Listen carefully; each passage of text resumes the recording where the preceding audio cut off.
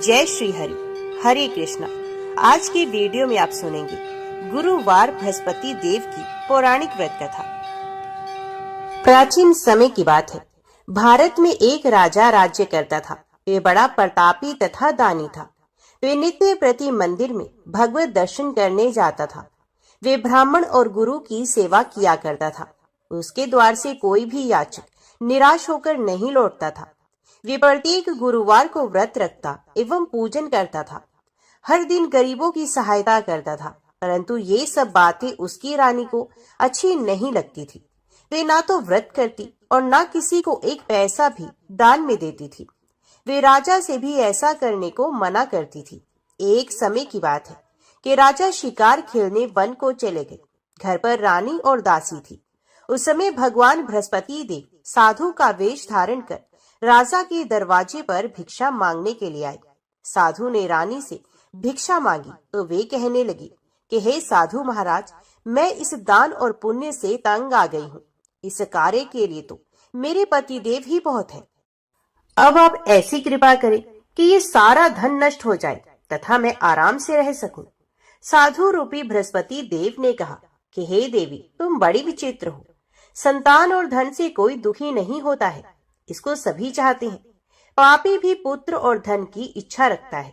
अगर तुम्हारे पास धन अधिक है तो भूखे मनुष्यों को भोजन कराओ, पियाओ लगवाओ, ब्राह्मणों को दान दो, धर्मशालाएं बनवाओ, कुआं, तालाब, बावड़ी, बाग बगीचे आदि का निर्माण करवा दो तथा निर्धन की कुंवारी कन्याओं का विवाह करवा दो। साथ ही यज्ञ आदि क्रम करो। इस प्रकार के कर्मों से आपके कुल का और आपका नाम परलोक में भी सार्थक होगा एवं तुम्हें भी स्वर्ग की प्राप्ति होगी। परंतु रानी साधु की इन बातों से खुश ना हुई। उसने कहा, हे साधु महाराज, मुझे ऐसे धन की आवश्यकता नहीं जिसको मैं अन्य लोगों को दान देती फिरूं तथा जिसको रखने और संभालने में ही मेरा सारा समय नष्ट हो जाए। साधु ने कहा, हे देवी, यदि तुम्हारी ऐसी ही इच्छा है तो जैसा मैं तुम्हें बताता हूँ तुम वैसा ही करना। बृहस्पतिवार के दिन घर आंगन को गोबर से लिपना, अपने केशों को पीली मिट्टी से धोना, केशों को धोते समय स्नान करना, राजा से कहना कि वे हजामत करवाए, भोजन में मांस मदिरा खाना, कपड़े धोबी के यहाँ धुलने देना। इस प्रकार 7 बृहस्पतिवार करने से तुम्हारा सारा धन नष्ट हो जाएगा। ये कहकर साधु महाराज रूपी बृहस्पति देव अंतर ध्यान हो गए। रानी ने साधु के कहने के अनुसार 7 बृहस्पतिवार तक वैसा ही करने का विचार किया। साधु के बताए अनुसार कार्य करते हुए केवल 3 बृहस्पतिवार ही बीते थे कि उसकी समस्त धन संपत्ति नष्ट हो गई। भोजन के लिए दोनों समय परिवार तरसने लगा तथा सांसारिक भोगों से दुखी रहने लगे।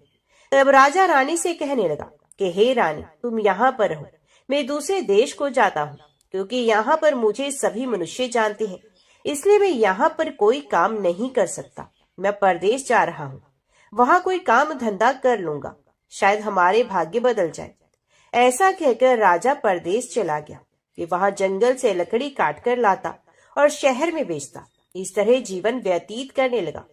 इधर राजा के बिना रानी और दासी दुखी रहने लगी। किसी दिन एक समय भोजन मिलता और किसी दिन जल पीकर ही रह जाती। एक समय रानी और दासी को 7 दिन बिना भोजन के व्यतीत करने पड़े।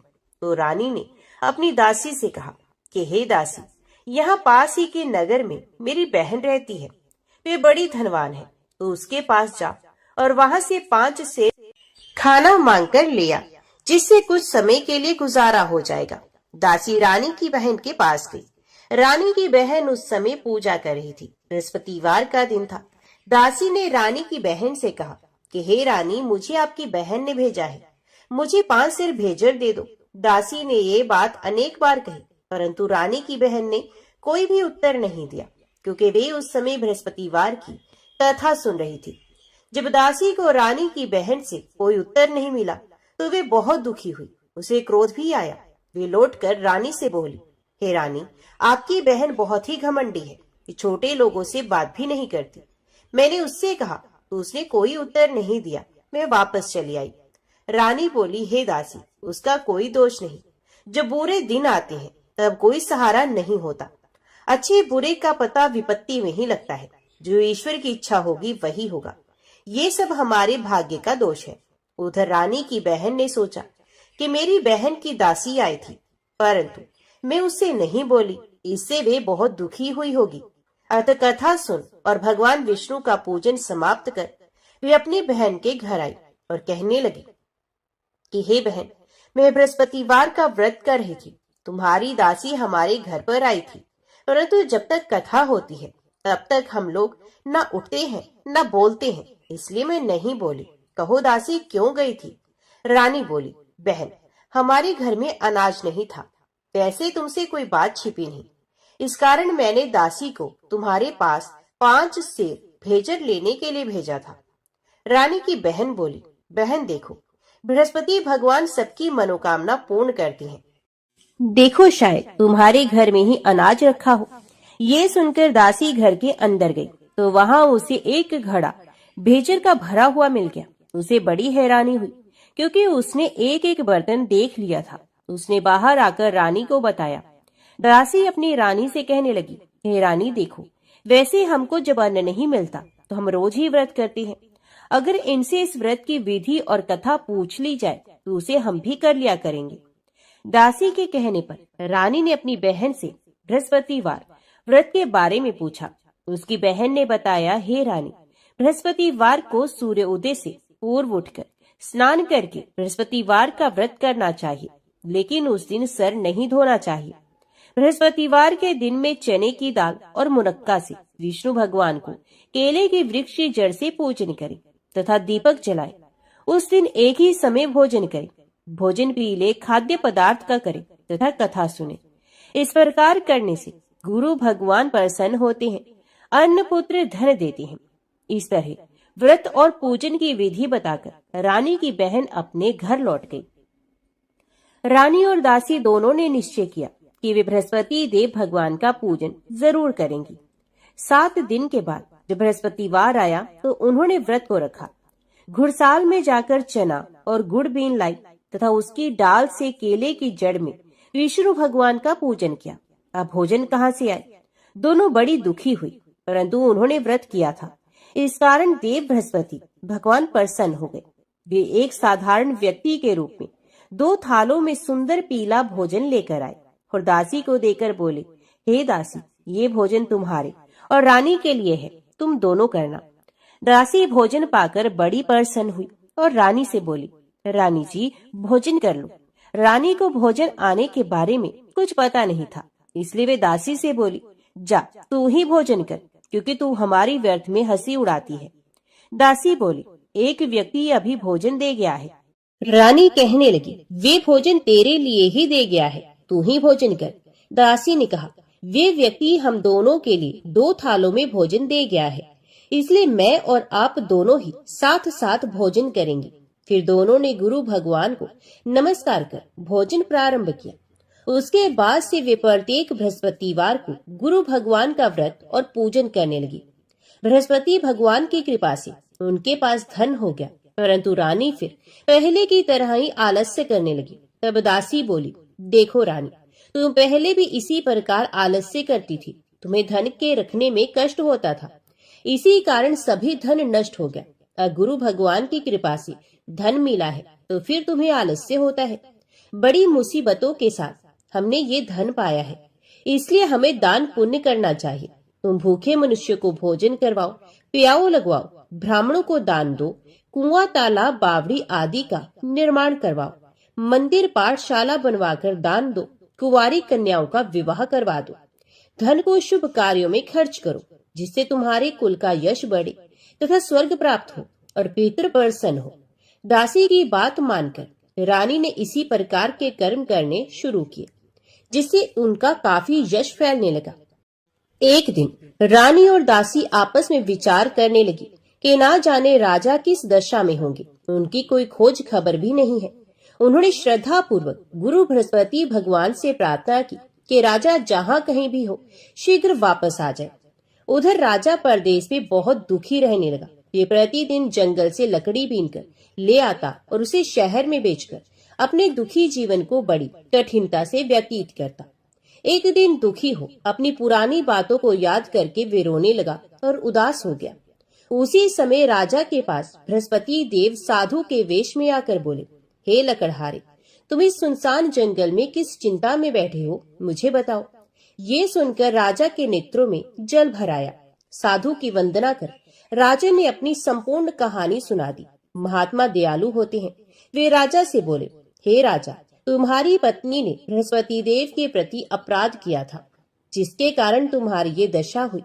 अब तुम चिंता मत करो, भगवान तुम्हें पहले से भी अधिक धन देंगे। देखो, तुम्हारी पत्नी ने बृहस्पतिवार का व्रत प्रारंभ कर दिया है। अब तुम भी बृहस्पतिवार का व्रत करके चने की दाल व गुड़ जल के लोटे में डालकर केले का पूजन करो, फिर कथा कहो या सुनो। भगवान तुम्हारी सब कामनाओं को पूर्ण करेंगे। साधु की बात सुनकर राजा बोला, हे प्रभु, लकड़ी बेचकर तो इतना पैसा भी नहीं बचता जिसे भोजन के उपरांत कुछ बचा सकूं। मैंने रात्रि में अपनी रानी को व्याकुल देखा है। मेरे पास कोई साधन नहीं जिससे उसका समाचार जान सकूं। फिर मैं कौन सी कहानी कहूँ, ये भी मुझको मालूम नहीं। साधु ने कहा, हे राजा, मन में बृहस्पति भगवान की पूजन व्रत का निश्चय करो, वे स्वयं तुम्हारे लिए कोई राह बना देंगे। बृहस्पतिवार के दिन तुम रोजाना की तरह लकड़ियां लेकर शहर में जाना। तुम्हें रोज से 2 गुना धन मिलेगा, जिससे तुम भलीभांति भोजन कर लोगे तथा बृहस्पति देव की पूजा का सामान भी आ जाएगा। जो तुमने बृहस्पतिवार की कहानी के बारे में पूछा है वे इस प्रकार है। प्राचीन काल में एक ब्राह्मण था। ये बहुत निर्धन था। उसके कोई भी संतान नहीं थी। उसकी स्त्री बहुत ही मलिनता के साथ रहती थी। वो ना तो स्नान करती, ना ही किसी देवता का पूजन करती। इस कारण ब्राह्मण देवता बहुत दुखी रहते थे। बेचारे बहुत कुछ कहते थे, किंतु उसका कोई परिणाम नहीं निकला। भगवान की कृपा से ब्राह्मण के घर में एक कन्या का जन्म हुआ। कन्या समय के साथ बड़ी होने लगी। वे कन्या प्रातः काल में स्नान करके भगवान विष्णु का जप करती थी। कन्या ने बृहस्पतिवार का व्रत भी नियम पूर्वक करना प्रारंभ कर दिया। पूजा पाठ समाप्त होने पर पाठशाला जाती तो अपनी मुट्ठी में जौ भर के ले जाती और पाठशाला के मार्ग में डालती जाती। लौटते समय वही जौ स्वर्ण के हो जाते तो उनको बीनकर घर ले आती। एक दिन वह कन्या सूप में उन सोने की जौ को फटक कर साफ कर रही थी। तभी कन्या की माँ ने देख लिया और कहा कि हे बेटी, सोने के जौ को फटकने के लिए तो सोने का सूप भी होना चाहिए। दूसरे दिन बृहस्पतिवार का दिन था। कन्या ने व्रत रखा और बृहस्पति देव से प्रार्थना की कि हे बृहस्पति देव, मुझे सोने का सूप दे दो। बृहस्पति देव ने उसकी प्रार्थना स्वीकार की। फिर रोजाना की तरह वे कन्या जो फैलाती हुई पाठशाला चली गई। पाठशाला से लौटकर जब वे नित्य की भांति जो बीन रही थी तो बृहस्पति देव की कृपा से उसे सोने का सूप मार्ग में पड़ा हुआ मिला। उस सोने के सूप को वे घर ले आई और उसे जो साफ करने लगी, परंतु उसकी माँ का वही ढंग रहा। एक दिन की बात है, जब कन्या सोने के सूप में जो साफ कर रही थी, उसी समय जिस नगर में कन्या और उसका परिवार रहता था, उसी नगर का राजकुमार उसके घर के पास से निकला। कन्या के रंग और रूप को देखकर वे कन्या पर मोहित हो गया। जब वह अपने राजमहल में आया तो वह बहुत उदास हो गया, बिना भोजन किए ही लेट गया। राजा को जब राजकुमार द्वारा अन्न जल त्यागने का समाचार ज्ञात हुआ, अपने मंत्रियों के साथ वे राजकुमार के पास गया और पूछा कि हे पुत्र, तुम्हें किस बात का दुख है और तुमने भोजन क्यों त्याग दिया है?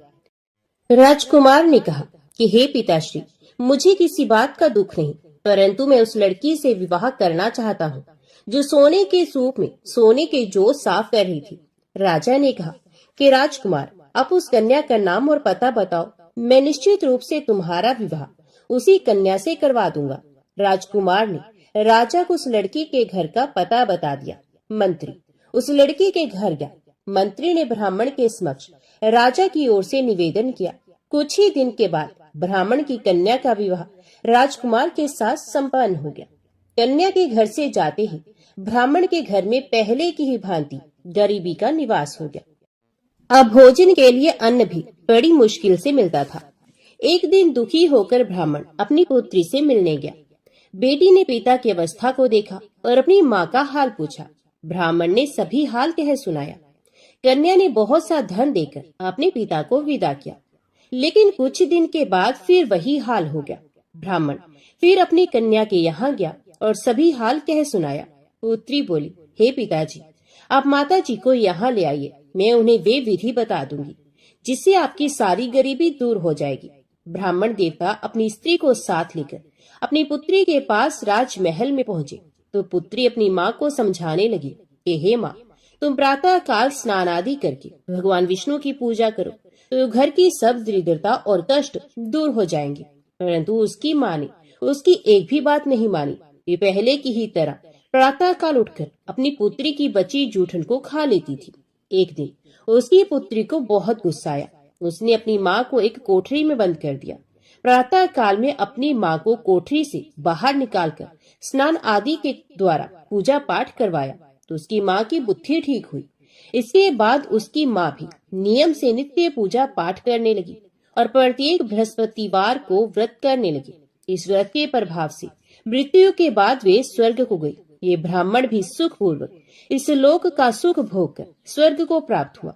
इस तरह कहानी कहकर साधु बने देवता वहां से अंतर ध्यान हो गए। धीरे धीरे समय व्यतीत होने पर फिर बृहस्पतिवार का दिन आया। राजा जंगल से लकड़ी काटकर शहर में बेचने गया। उसे उस दिन और दिनों से अधिक धन मिला। लकड़हारा बने राजा ने चना गुड़ आदि लाकर बृहस्पतिवार का व्रत किया। उस दिन से उसके सभी कलेश दूर हो गए। परंतु जब अगले बृहस्पतिवार का दिन आया तो लकड़हारा बना राजा बृहस्पतिवार का व्रत करना भूल गया। इस कारण बृहस्पति भगवान नाराज हो गए।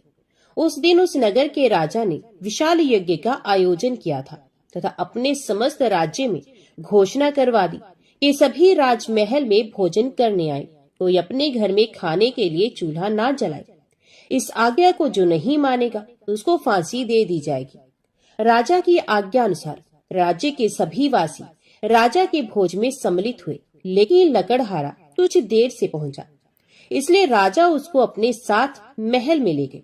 जब राजा लकड़हारे को भोजन करा रहे थे तो रानी की दृष्टि उस खूंटी पर पड़ी जिस पर रानी का हार लटका हुआ था। उसे हार खूंटी पर लटका दिखाई नहीं दिया। रानी को निश्चय हो गया कि मेरा हार इस लकड़हारे ने चुराया है। उसी समय सैनिक बुलवाकर लकड़हारे को जेल में डलवा दिया गया। लकड़हारा जेल में विचार करने लगा कि ना जाने कौन से पूर्व जन्म के कर्म से मुझे ये दुख प्राप्त हुआ, और जंगल में मिले उस साधु को याद करने लगा। उसी समय बृहस्पति देव साधु के रूप में प्रकट हो गए और कहने लगे, अरे मूर्ख, तुमने बृहस्पति देव का व्रत और पूजा नहीं की और सुख में उन्हें भूल गए, इसी कारण तुझे ये दुख प्राप्त हुआ। अब चिंता मत कर, बृहस्पतिवार के दिन जेल खाने के दरवाजे पर तुझे 4 पैसे पड़े मिलेंगे। उनसे तुम बृहस्पतिवार की पूजा करना तो तुम्हारे सभी कष्ट दूर हो जाएंगे। अगले बृहस्पतिवार उसी जेल के दरवाजे पर 4 पैसे पड़े मिले। राजा ने पूजा का सामान मंगवाकर कथा कही और प्रसाद बांटा। उसी रात्रि में बृहस्पति देव ने उस नगर के राजा के स्वप्न में आकर उससे कहा, हे राजा, तूने जिसे जेल में बंद किया है उसे कल छोड़ देना, वे निर्दोष है। राजा प्रातः काल उठा और खूंटी पर हार टंगा देकर लकड़हारे को बुलाकर उस लकड़हारे से क्षमा मांगी और लकड़हारे बने राजा के योग्य सुंदर वस्त्र आभूषण भेंट कर उसे विदा किया। उस साधु की आज्ञा अनुसार राजा अपने नगर को चला गया। राजा जब नगर के निकट पहुंचा उसे बड़ा ही आश्चर्य हुआ। नगर में पहले से अधिक बाग, तालाब, कुएं और बहुत सी धर्मशालाएं, मंदिर आदि बने हुए थे। राजा ने नगर के एक व्यक्ति से पूछा कि ये किसका बाग और धर्मशाला है। तब नगर के उस व्यक्ति ने बताया, ये सब इस राज्य की रानी और दासी द्वारा बनाए गए हैं। राजा को आश्चर्य हुआ और गुस्सा भी आया कि उसकी अनुपस्थिति में रानी के पास धन कहाँ से आया होगा। जब रानी ने ये खबर सुनी कि राजा आ रहे हैं तो उसने अपनी दासी से कहा कि हे दासी देख, राजा हमको कितनी बुरी हालत में छोड़कर गए थे। ये हमारी ऐसी हालत देखकर लौट ना जाए, इसलिए तू दरवाजे पर खड़ी हो जा। रानी की आज्ञा अनुसार दासी दरवाजे पर खड़ी हो गई और जब राजा आए तो उन्हें अपने साथ महल में ले आई। तब राजा ने क्रोध करके अपनी तलवार निकाली और पूछने लगा, बताओ ये धन तुम्हें कैसे प्राप्त हुआ। तब रानी ने सारी कथा कह सुनाई। राजा ने निश्चय किया कि मैं रोजाना दिन में 3 बार कहानी कहा करूंगा और रोज व्रत किया करूंगा। अब हर समय राजा के दुपट्टे में चने की दाल बंधी रहती तथा दिन में 3 बार कथा कहता।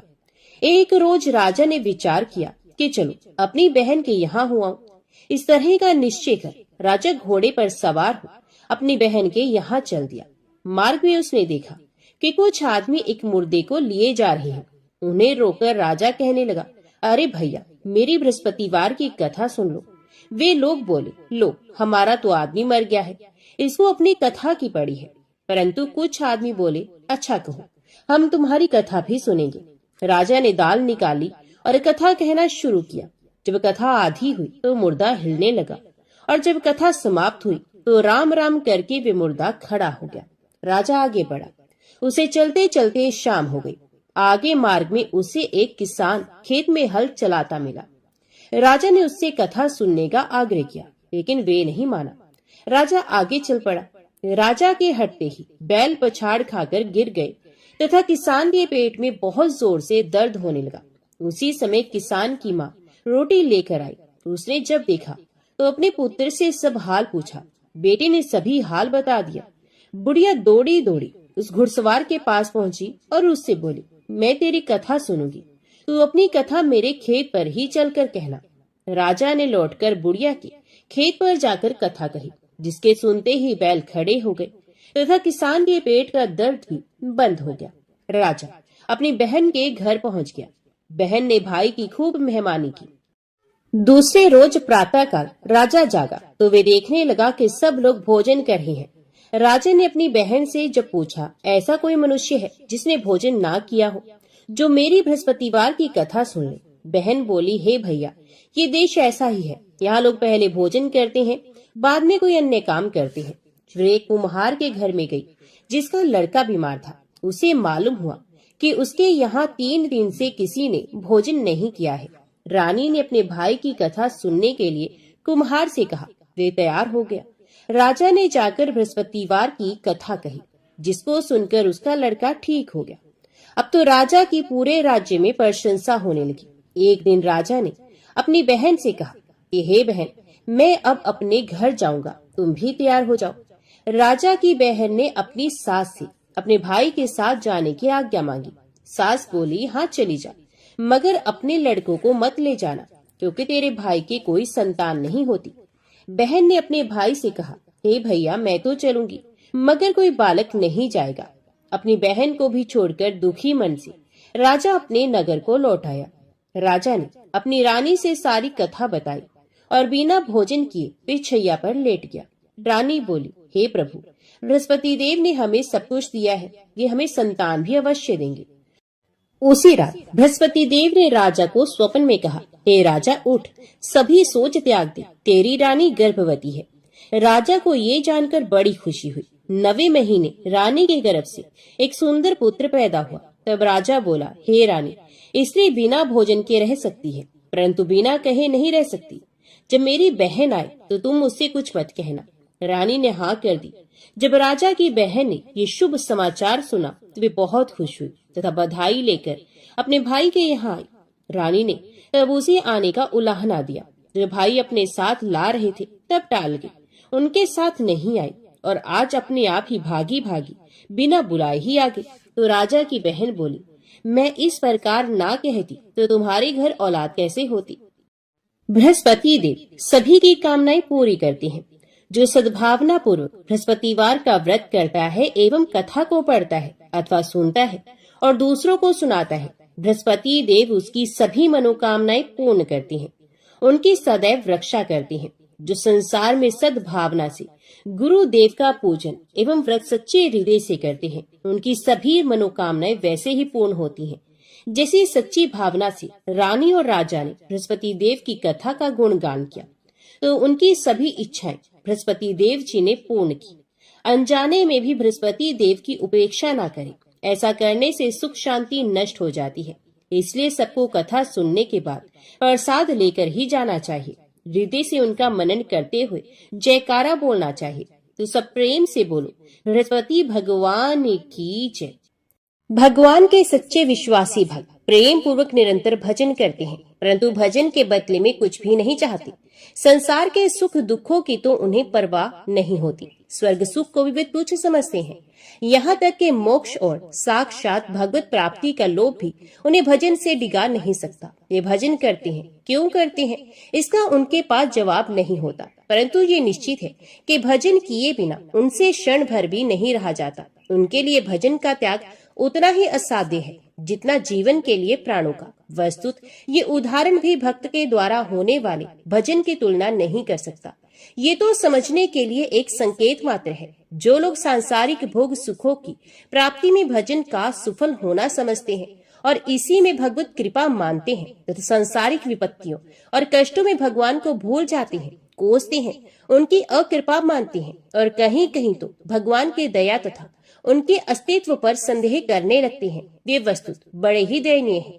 ऐसे लोग भजन के प्रेमी भक्त नहीं हैं। ये तो लेन देन करने वाले व्यापारी, उनमें भी अविश्वासी मात्र हैं। हमारे भक्त राज श्री प्रताप राय जी उपयुक्त प्रकार के एक महान विश्वासी भक्त थे। युवावस्था के कुछ काल को छोड़कर इनके जीवन का मध्यकाल सांसारिक दृष्टि से दुख सागर में ही डूबते उतराते बीता, परंतु ये सदा ही अपने आनंद में मगन रहे। किसी भी दुख की ताकत नहीं हुई कि वे इनके दिल पर कुछ भी असर डाल सके। भक्त प्रताप राय जी क्षत्रिय थे। उनके पूर्वज बहुत समय से बंगाल में जा बसे थे। इनकी भाषा, वेश तथा चाल चलन में काफी बंगालीपन आ गया था, परंतु खानपान शुद्ध था। श्री गोपाल जी की भक्ति तो इनकी मानो बपोती थी। चारों ओर आमिष भोजी शक्ति उपासकों से घिरे रहने पर भी इनके परिवार में वैष्णवता का मानो अखंड एक क्षत्र साम्राज्य था। पश्चिम बंगाल के हरसोला नामक गांव में ये रहते थे। इनके पिता का नाम भानु राय और माता का नाम कुसुमी था। दोनों बड़े ही धार्मिक और भक्त थे। इनके पास जमीन थी और उसमें काफी अनाज होता था। पशुधन भी पर्याप्त था। कुछ महाजनिकन काम करते थे। उचित ब्याज पर आसपास के गांव वालों को रुपए दिया करते थे। अपनी स्थिति में ये मस्त थे। घर की आवश्यकता के अनुसार इनको किसी बात की कमी नहीं थी। प्रताप राय इस भगवान दंपत्ति के एकमात्र लाडले पुत्र थे। माता पिता ही संतान के सबसे पहले गुरु होते हैं। बच्चों का दुलार तो अवश्य ही करना चाहिए, परंतु ऐसा नहीं करना चाहिए जिससे उनमें बुरी आदत पड़े और आगे चलकर उसका बुरा फल उन्हें भोगना पड़े। प्रताप राय के माता पिता इस विषय में बड़े सावधान थे। 2 बहनों के बीच में प्रताप एक ही लड़के थे। माता पिता के हृदय के परम धन थे, परंतु उन्होंने उनमें एक भी बुरी आदत नहीं पड़ने दी। माता पिता के शिक्षा के प्रभाव से वे सवेरे उठते, भगवान का स्मरण करते, माता पिता के चरणों में प्रणाम करते, नहा धोकर तुलसी का पौधा सींचते, घर में ठाकुर जी के दर्शन करते, कुछ जप करते, तब सवेरे का व्यालू करते, सबसे मीठा और विनय के साथ बोलते, हठ नहीं करते, माता पिता के सामने कभी नहीं बोलते। प्रताप जैसे देखने में सुंदर थे, वैसे ही बल्कि उससे कहीं अधिक हृदय से और बर्ताव में सुंदर थे। उनसे जो एक बार बात कर लेता वही मुग्ध हो जाता। माता पिता ने प्रताप में कष्ट सहने की भी आदत डाली थी। धूप वर्षा सहना, जाड़े में बिना कपड़े के रह जाना, हाथ से सब काम कर लेना, बहनों से ईर्ष्या ना करना, कपड़े गहने के लिए कभी ना ललचाना, बहुत सादे और मोटे कपड़े पहनने में आनंद मानना, जीभ के स्वाद और शरीर की सजावट से घृणा करना, शौकीनी बिल्कुल ना जानना और किसी भी काम के करने में ना लजाना उनके खास गुण थे। वे कोई भी चीज अकेले नहीं खाते, पहले अपने बहनों को देते तब खाते। बहनें भी उनसे बहुत प्यार करती। इस प्रकार प्रताप राय का लड़कपन माता पिता की देख रेख में बहुत ही आनंद से बीता। प्रताप राय की बड़ी बहन का नाम लक्ष्मी था और छोटी का नाम माधवी।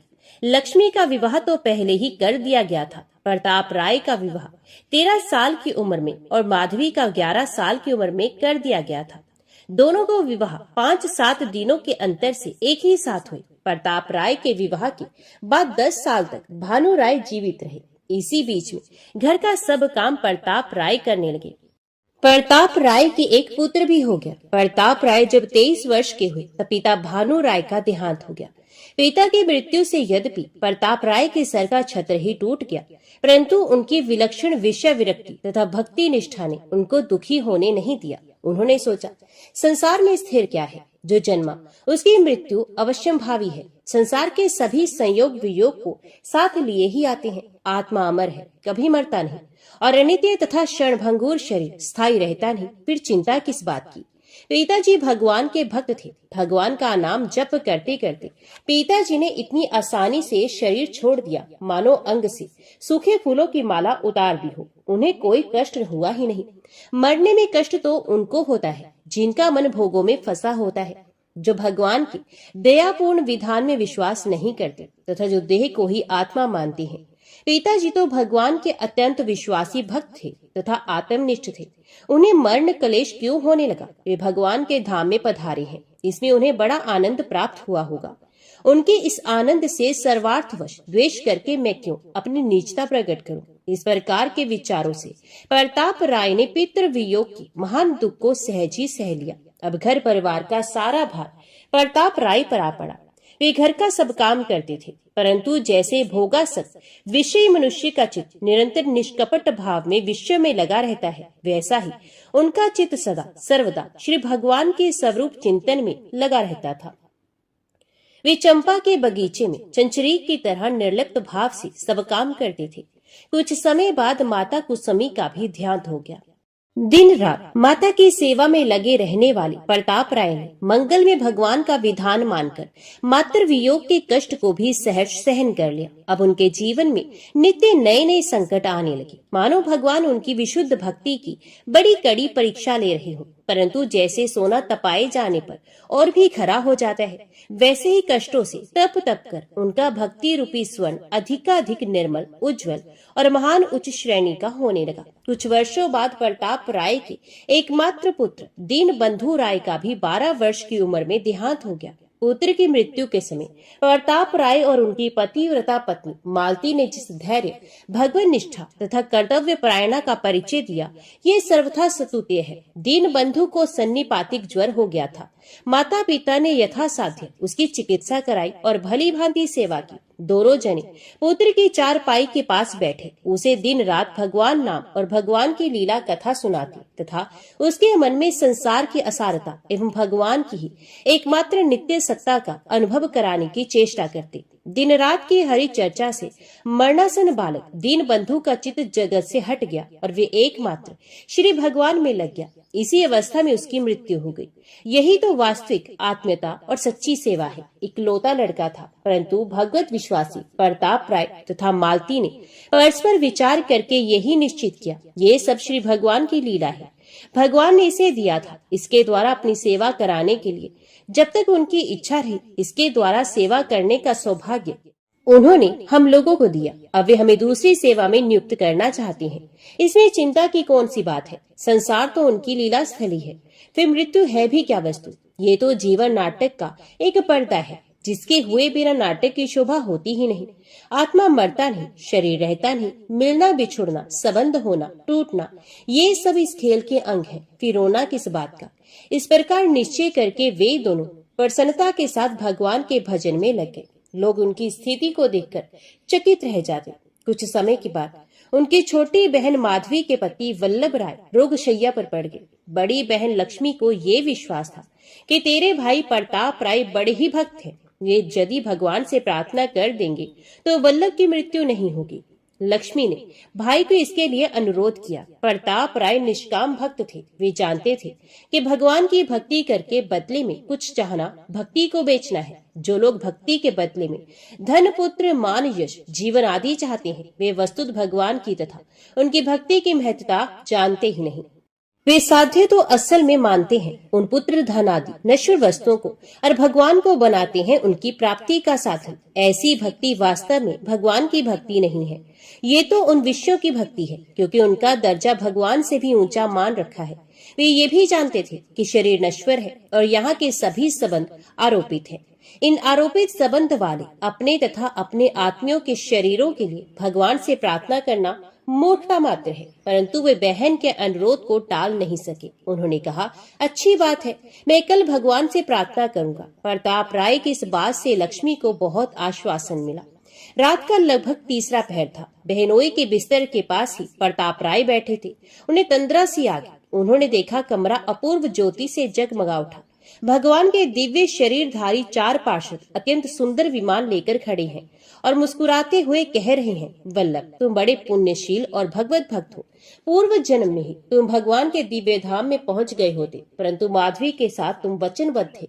इसी से तुम्हें एक जन्म और लेना पड़ा। माधवी भी परम साध्वी है। तुम्हारे देह त्याग के बाद वे भी सती होकर तुम्हारे ही साथ भगवान के परम धाम में पहुंच जाएगी। परंतु मालूम होता है प्रताप राय इस विधान को पलटना चाहते हैं। ये तुम्हारे जीवन के लिए भगवान से प्रार्थना करने वाले हैं। यदि उन्होंने भगवान से तुम्हारा जीवन मांगा तो भगवान उनकी प्रार्थना सुन लेंगे और तुम्हारा दिव्य धाम गमन रुक जाएगा। हम लोग तुम्हें लेने आए हैं, परंतु प्रताप राय की चित्तवृत्ति देखकर रुके खड़े हैं। बोलो बोलो, तुम क्या कहते हो? वल्लभ की आत्मा ने कहा, भगवान मुझे अभी ले जाओ। अनंत काल की साध आज पूरी हो रही है, इसमें क्षण भर का भी विलंब क्यों हो? प्रताप राय जी बड़े भक्त हैं, वे भला भगवान के मंगल विधान के विरुद्ध अपनी कोई इच्छा क्यों करेंगे? आप शीघ्रता कीजिए, अब मैं पल भर भी इस देह के बंधन में नहीं रहना चाहता। इतने में ही प्रताप राय की आंखें खुल गई। उन्होंने वल्लभ के चेहरे की ओर देखा। वल्लभ चेतनाहीन थे, परंतु उनके चेहरे पर तेज छिटक रहा था और होठों पर हंसी नाच रही थी। समीप बैठी माधवी को भी तंद्रा आ गई थी। वे चौंक कर उठी। उसने एक बार वल्लभ के मुख की ओर देखा और प्रताप राय से कहा, भैया मैंने एक बड़ा ही विचित्र सपना देखा है। भगवान के पार्षद पति देव को लेने आए हैं। मुझको उन्होंने वैकुंठ धाम का परम दिव्य आनंद दिखाया और कहा कि तुम भी साथ चलो, परंतु तुम्हारे भैया इसमें बाधक हो रहे हैं, उन्हें समझाओ। इतना कहकर वे फिर चेतनाहीन हो गई। थोड़ी देर के बाद पुनः जगकर कहने लगी, भैया मेरे स्वामी और मैं, हम लोग मरते नहीं हैं, हम तो दिव्य आनंद धाम की यात्रा कर रहे हैं। तुम भैया इसमें बाधा क्यों देने लगी? हमारे सुख में तो तुम्हें सुखी होना चाहिए। माधवी स्वप्न का सारा हाल सुना गई। सारा का सारा स्वप्न वही था जो प्रताप राय ने देखा था। एक बात विशेष थी, माधवी स्वप्न में वैकुंठ धाम की यात्रा करके वहां की अपूर्व सुख शोभा भी देख आई थी। प्रताप राय चकित हो गए। उन्होंने मन ही मन कहा, आहा मैं भगवान के विधान के विरुद्ध अपनी इच्छा प्रकट करके कितनी मूर्खता करने जा रहा था। वे मंगल में निरंतर हमारा परम मंगल करने में लगे रहते हैं। हम अदूरदर्शी मनुष्य विषय शक्ति के कारण अपना परम मंगल नहीं देखते और नरक के कीड़े की भांति विषय रूपी नरक में ही पड़े रहना चाहते हैं। सर्वदर्शी सर्वंतर्यामी सबके सहज कल्याण कामी भगवान से किस कल्याण के लिए प्रार्थना की जाए, उनसे तो कुछ भी मांगना ही वास्तव में ठगाना है। ना मालूम वे हमारा कैसा और कितना कल्याण सोचते हैं। हम यदि कुछ भी मांगते हैं तो वहां तक तो हमारी बुद्धि की पहुंच होती नहीं। अज्ञानी रोगी के कुपथे चाहने की भांति भ्रमवश हम कोई ऐसी चीज चाह बैठते हैं जो भगवान के सोचे हुए कल्याण से बहुत ही नीची होती है। कहीं कहीं तो उससे सर्वथा विपरीत वस्तु ही मांग लेते हैं। भगवान दयालु है, वे भजन के बदले में ऐसी कोई वस्तु हमें देते नहीं जो हमारा अकल्याण करे, परंतु हमारा परम कल्याण रुक अवश्य जाता है। इसलिए भगवान से कुछ भी मांगना मूर्खता के सिवा और कुछ नहीं है। बस इसी समय वल्लभ ने एक बार आंखें खोली और सबके देखते ही देखते उनका ब्रह्मांड फट गया। उसी के साथ मुख से ओंकार का उच्चारण हुआ और प्राण निकल गए। माधवी पति के साथ सती हो गई। बहन बहनोई की इस प्रकार की मृत्यु देखकर प्रताप राय को बड़ी प्रसन्नता हुई। पहले कहा जा चुका है प्रताप राय के यहाँ महाजनी का काम भी होता है। उनका ये कार्य भी एक प्रकार से लोक सेवा का ही साधन था। लोक सेवा के निमित्त से भगवत सेवा तो प्रधान लक्ष्य था ही। आसपास के गांव में किसी को रुपए की जरूरत होती तो वे अपनी कोई चीज लेकर इनके पास आता। इनके पास रुपए होते तो वे जितना मांगता उतने ही देते। एक कोठरी थी, उसमें एक लोहे का संदूक था। उसमें वे अपने ही हाथों अपनी चीज रख जाता। जब रुपए वापस लेने होते तो आकर अपनी चीज ले जाता और ब्याज समेत रुपए दे जाता। प्रताप राय इस बात का ख्याल अवश्य रखते कि ब्याज के नाम पर किसी की अधिक रकम तो उनके यहाँ नहीं आ गई। अधिक होती तो वे लौटा देते, बहुत कम ब्याज लेते। लोगों को इनके इस व्यवहार से बड़ी सुविधा थी। इनको भी कोई झंझट नहीं था, सिर्फ खाते में रुपए नाम जमा करने पड़ते थे। सारा काम विश्वास और ईमानदारी पर चलता था। प्रताप राय के दादा के समय से इसी प्रकार काम होता आ रहा था। होनहार की बात थी, कुछ लोगों के मन में बेईमानी पैदा हुई। प्रताप राय से अकारण डाह रखने वालों ने भी साथ दिया। उन्होंने षड्यंत्र रचकर उनके विश्वास और सत्यप्रियता से अनुचित लाभ उठाना और उन्हें अपमानित करना चाहा। 4 षड्यंत्रकारियों ने समय समय पर अलग अलग आकर इनसे रुपए उधार लिए। रुपए के बदले में एक आदमी एक डिब्बा रख गया। 3 आदमी 3 थैलियां रख गए। डिब्बे वाले ने कहा इसमें बेशकीमती गहने हैं और थैली वाले ने कहा इसमें सोना चांदी है। प्रताप राय ने सदा की भांति कह दिया, जो कुछ हो रख दीजिए, जब रुपए देने आए तो अपना देखकर ले जाइएगा। वे लोग चले गए। कुछ समय के बाद डिब्बे वाले ने आकर रुपए देकर कहा, ये रुपए और ब्याज लीजिए, मैं अपना गहने का डिब्बा ले जाता हूँ। प्रताप राय ने रुपए लेकर जमा कर लिए और कहा, ले जाइए। उसने जाकर डिब्बा निकाला और उसने प्रताप राय के सामने लाकर खोला।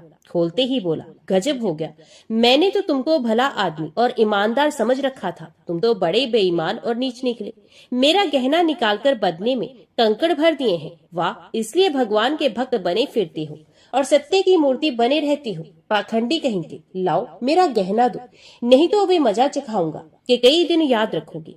प्रताप राय उसकी बात सुनकर सहम गए और बड़ी शांति से नम्रता पूर्वक बोले, भाई मैंने तो तुम्हारे डिब्बे को छुआ तक नहीं, तुम जैसे रख गए थे वैसे ही पड़ा है।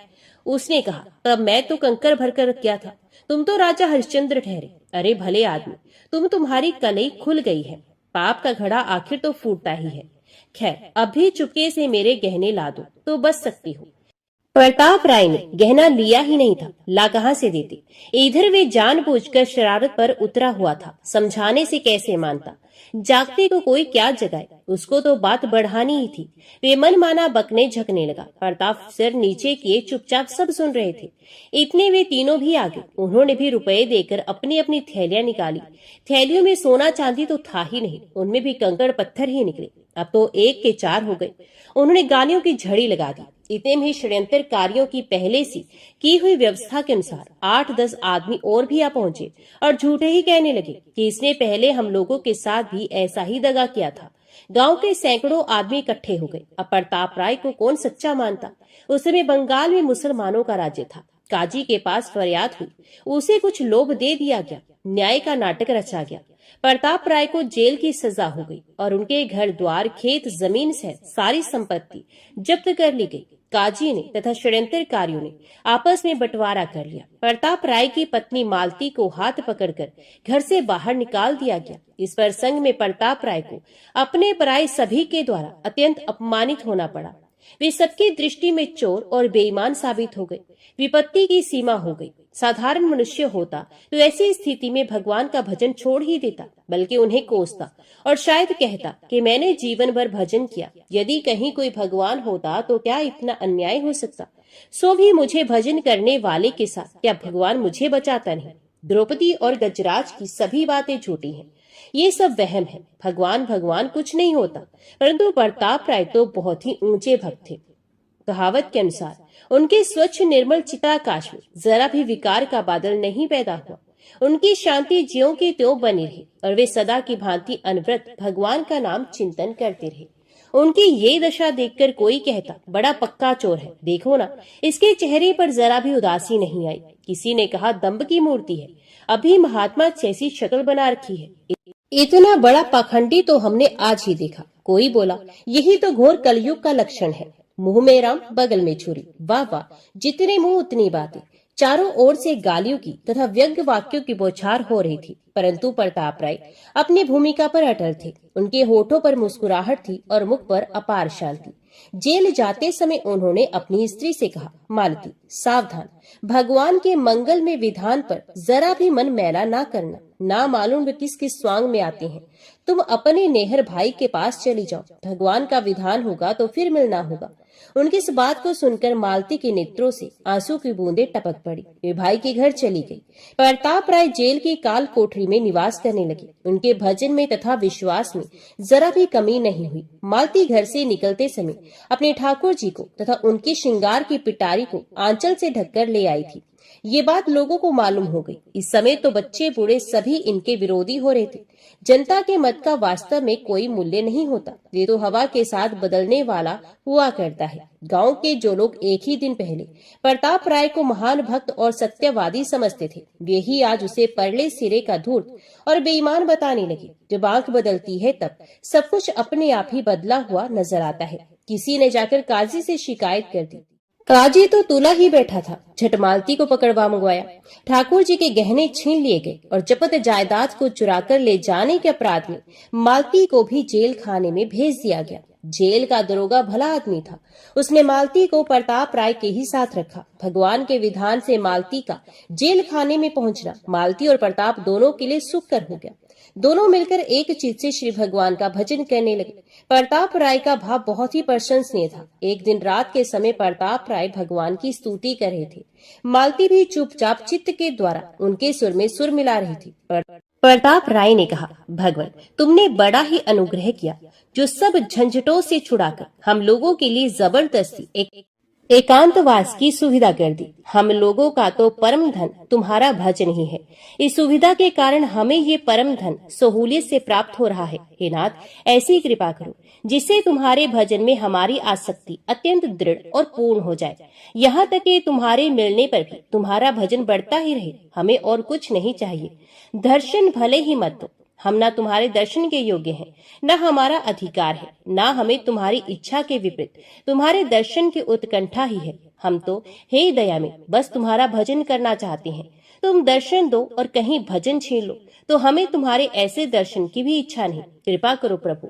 निष्काम भक्त की वाणी सुनकर और उनके हृदय का भाव समझकर भगवान बड़े ही प्रसन्न हुए। जेल खाने की काल कोठरी धन्य हो गई। भगवान वहीं प्रकट हो गए।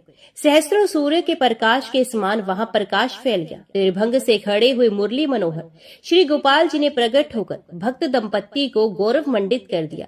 भगवान की मनोहर झांकी के दर्शन कर प्रताप राय और मालती जगत की ओर अपनी सारी सुध बुध भूल गए। उनकी आंखें भ्रमर बनकर भगवान के मुख कमल मकरंद का अतृप्त होकर पान करने लगी। शरीर आनंद तिरेक से रोमांचित हो गए। नेत्रों से प्रेम की आंसू की धारा बह गई। वाणी रुक गई। वे दोनों भगवान के चरणों में गिर पड़े और कोमल चरणार विंदों का स्पर्श कर अत्यंत धन्य हो गए। भगवान ने कहा, वत्स प्रताप, बेटी मालती, मैं तुम लोगों की निष्ठा को देखकर बहुत ही प्रसन्न हूँ। जो लोग सांसारिक सुख और आराम के बदले में मेरा भजन बेच देते हैं वे बहुत ही भोले हैं। तुम्हारी बड़ी कठिन परीक्षा हुई, तुम पर बड़े बड़े संकट आए, परंतु तुम कभी विचलित नहीं हुए और किसी भी संकट के टल जाने के लिए भी कामना नहीं की। बात ये थी कि मैं तुम्हें विशेष रूप से अपनाना चाहता था। मैंने इसी से तुम्हारे पुराने कर्मों का बचा कुचा फल आत्मियों के वियोग, अपमान, कलंक और कारावास के रूप में भुगताकर तुम्हें कर्म मुक्त कर दिया है। अब तुम सब प्रकार से मेरे में प्रवेश करने योग्य बन गए हो। तुम जैसे ऐसी निष्ठा वाले भक्त मुझको बहुत ही प्यारे होते हैं। मेरे दर्शन बहुत ही दुर्लभ है। किसी साधना विशेष से ये नहीं होते। जो लोग दर्शन के लिए अत्यंत व्याकुल हो जाते हैं और जिनको एक एक पल युग के समान बीतता है, मेरे दर्शन उन भक्तों को, प्रेमी भक्तों को ही होते हैं। उनसे भी पहले उनको होते हैं जो दर्शन की भी परवाह नहीं करते, केवल अहेतुक प्रेम से निरंतर मेरा अनन्य भाव से भजन करते हैं। मेरे भजन के प्रताप से उनको संसार की कोई भी स्थिति प्रभावित नहीं कर सकती। तुम मेरे ऐसे ही भक्तों में से एक हो, इसलिए मुझे बहुत ही प्रिय हो। मालती भी तुम्हें पति रूप में प्राप्त करके धन्य हो गई। अब तुम्हारी जो इच्छा हो सो मांग लो। प्रताप राय ने कहा, भगवान हमारी सारी साध पूरी हो गई। अब हमें यही दीजिए जिसमें आपके भजन में हमारी और भी अधिक आसक्ति हो जाए। भगवान तथास्तु कहकर मुस्कुराते हुए तुरंत अंतर ध्यान हो गए। प्रताप राय की अनंत जन्मों की साधना भगवत कृपा से आज पूरी हो गई। इधर कुछ ही दिनों में काजी सहित चारों षड्यंत्रकारियों के शरीर कोढ़ से गलने लगे। गलित कुष्ठ से उनकी बुरी दशा हो गई। काजी की स्त्री बड़ी समझदार थी। उसने पहले ही निरपराध प्रताप राय को सताने और उनके घर द्वार लूटकर मालती को अनाथनी कर देने का विरोध कर दिया था। एक दिन मौका पाकर उसने पति से कहा, देखिए आपकी यह बीमारी मेरी समझ से भगवान के भक्त प्रताप राय को पीड़ा पहुंचाने का फल है। आप यदि मेरी बात माने तो उनको जेल से मुक्त कर दीजिए और उनसे क्षमा याचना कीजिए। काजी को पत्नी की बात जची। उसने प्रताप राय और उसकी पत्नी मालती को छोड़ दिया।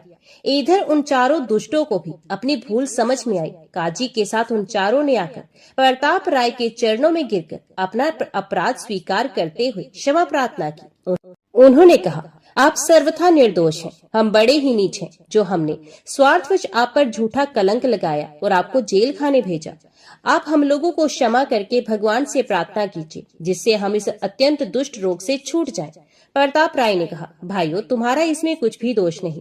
तुम तो निमित्त मात्र थे। ये सब तो हमारे किए हुए कर्मों का फल था, परंतु इससे हमें परम लाभ हुआ। हमारी अनंत जन्मों की साध पूरी हुई। हम लोग तुम्हारे इस उपकार के लिए अत्यंत कृतज्ञ हैं। इतना कहकर उन्होंने भगवान से प्रार्थना करते हुए कहा, भगवान, इन पांचों भूले हुए भाइयों का अपराध क्षमा होना चाहिए। इन्होंने काफी दंड भोग लिया है, फिर इन्होंने हमारा तो उपकार ही किया है। आप यदि कृपा करके इन्हें रोग मुक्त नहीं करेंगे तो हमें बड़ा ही दुख होगा। हे नाथ, हम आपकी शरण में हैं, रक्षा कीजिए, रक्षा कीजिए। इतना कहते ही अचानक उन पांचों के शरीर कंचन से हो गए। वे प्रताप राय के चरणों में गिर पड़े। अब तो गांव के सभी लोग, वे सभी लोग जिन्होंने झूठ मूठ ही प्रताप राय पर कलंक लगाने में सहायता दी थी, वहां आकर प्रताप राय और मालती के चरण छू छू कर उनसे बार बार क्षमा मांगने लगे। काजी ने उनकी जपत की हुई संपत्ति लौटा दी। प्रताप राय ने सारी संपत्ति गरीबों में बांट दी और दोनों स्त्री पुरुष संसार त्याग कर श्री धाम वृंदावन को चले गए। 30 साल वहां निरंतर भगवत भजन किया और फिर भगवान का नाम जपते जपते चित्त वृत्तियों को भली भांति भगवान में तल्लीन करके दोनों गोलोक को पधार गए। तो बोलो, भक्त और उनके भगवान की जय।